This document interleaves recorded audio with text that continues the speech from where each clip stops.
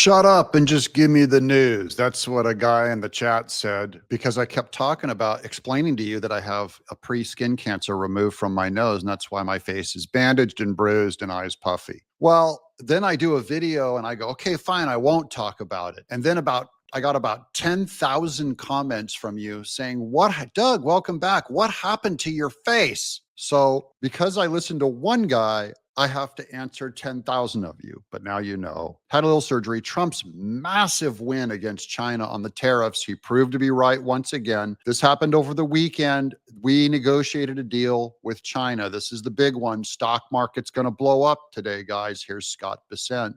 We have reached an agreement on a 90-day pause and substantially moved down the tariff levels.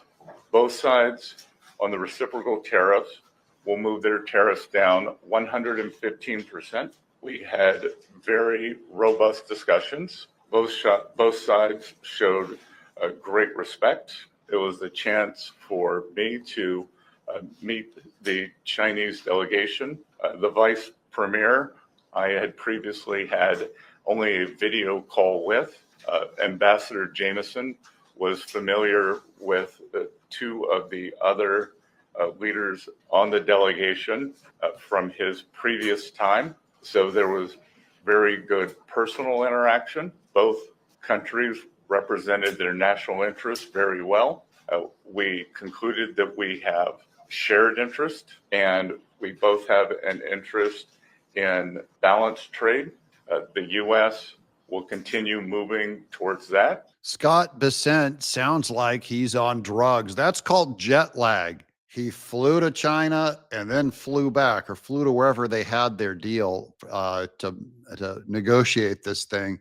And man, he sounds like a zombie. Now, here is Litnick on tariffs over mopping the floor at CNN. We have 25% tariffs that were set under President Trump's first term.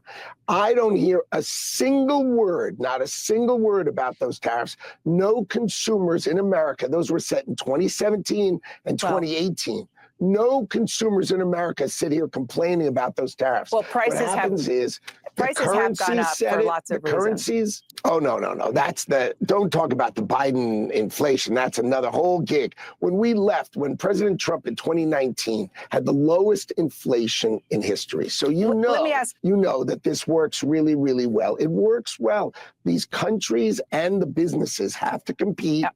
They have to cut prices. You've seen it. It works. CNN's in denial. Here's Charlie Kirk with the actual White House announcement. U.S. announces China trade deal in Geneva. Okay, it was in Geneva. There you go. Secretary of State Scott Bessent, I'm happy to report that we made substantial progress between the U.S. and China in this very important trade talk. First, I want to thank our Swiss host. The Swiss government has been very kind in providing us the wonderful venue, but still he flew all the way over the guy and then flew back, and that's why he sounds like he's a zombie. And I think that led to a great deal of productivity we've seen. We will be giving details tomorrow, but I can tell you that the talks were productive. We had the vice premier, two ministers who were integrally involved, Ambassador Jameson and myself, and I spoke to President Trump, as did Ambassador Jameson last night, and he's fully informed on what's going on. So there will be a complete briefing tomorrow morning. That's today. Trade Representative Ambassador Jameson Greer says this was, as the secretary pointed out, a very constructive 2 days. Guys, this is just a 90-day pause, so it will continue. Now, about tariffs, this is all social media is talking about, so I thought I'd give a quick explainer on the strategy. That's what Trump's tariffs are. People misunderstand these, right? Right. And it's explain them to us. It's pissing me off because you got all these economists out there and you got all these voices that want to say that Trump's going to destroy our economy. Andy Bustamante says no. Andy says no. The tariffs have nothing to do with generating tax revenue. That's what we tell everybody they're supposed to do, because if, like, at an elementary level, we all understand tariffs cost money. Tariffs earn money. So you got to give that to the 80% that don't understand the real purpose of the tariffs. That's right. The actual purpose of the tariffs is because now, by inflating everybody's expenses, you have artificial leverage to get what you want, because you can say, hey, if you cooperate with me, I'll take your tariffs away. Does that make sense? Yes. 100%. Anybody who's ever bought jeans that were on sale or shoes that were on sale understands this. The shoes that you buy don't cost $150 to make. They cost like $25 to make. And then the price is artificial. So they can say your $25 pair of shoes is worth $150, but today they're on sale for $70. Yes. And then you go out and you buy the fucking shoes. Yes. That's all these tariffs are. He's just inflating the prices everywhere to get everyone to acquiesce to his demands. The reason why that's important is, remember what Scott Bessent said in that first clip. Both parties agreed to reduce their tariff by 115%. Well, we raised ours more than China did. Let's say we raised ours by 300% and they raised theirs by 200%. If you take away 115% of both, we still came out ahead. Trump is a master at the deal. We already know that. Here's more on. Here in Geneva, we witnessed marathon talks over the last 2 days, 8 hours of discussions on Saturday, several hours more yesterday, and they've yielded a major breakthrough. As you noted, we've seen the U.S. and China now agree to slash tariffs for 90 days. So both sides have agreed to cut tariffs by 115%. In terms of China's tariffs on U.S. goods, it's now going to come down to 10%. The U.S. tariffs on Chinese goods going to drop from 145% to 30%, because you've still got some levies on fentanyl in there.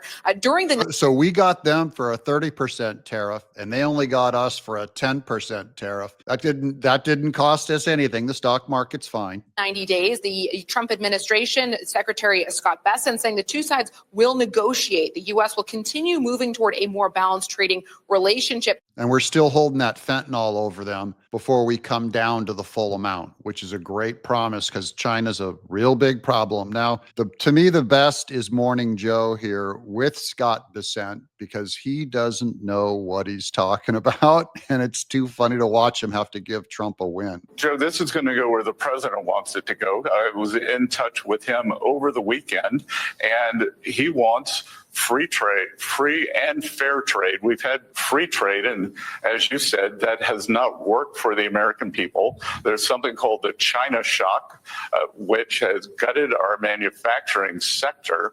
And China has a different form of government for us. They have a different economic model where they subsidize labor, they subsidize capital goods, and they have exported that to us and the rest of the world. We have put up tariffs to push back on that. So it will be a matter of what is the equilibrium level on tariffs, and also getting China to open their markets for American companies. Because China actually has a low tariff regime, but it is the non-tariff trade barriers that can be the most difficult to overcome. So we will be focusing on the non-tariff trade barriers and the subsidies, and the idea that China can become more open to American business, and the things that are sold into the U.S. Can not have the same level of subsidy. And no one wants to do a generalized decoupling, but we are going to do a strategic decoupling, because we realized during COVID that efficient supply chains were not secure supply chains.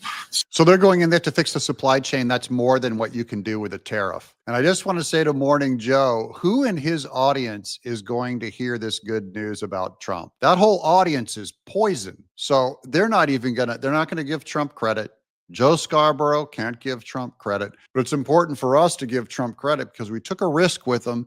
And it looks like at least for the next 90 days, it pays off. We'll see where the permanent stuff happens. And if we can go back in and keep them from manipulating their currency, because they are operating a giant illegal black market of human trafficking and human slave labor. And that's why they can bring their prices down. And that's what also we're trying to end, is that kind of suffering and that kind of unfairness. Hope you guys stuck around for this whole thing. Give me a like to my quad club. This is the first of 4 videos today that I'm doing, working hard for you. And I get my 32 stitches out this afternoon. I'm Doug in Exile.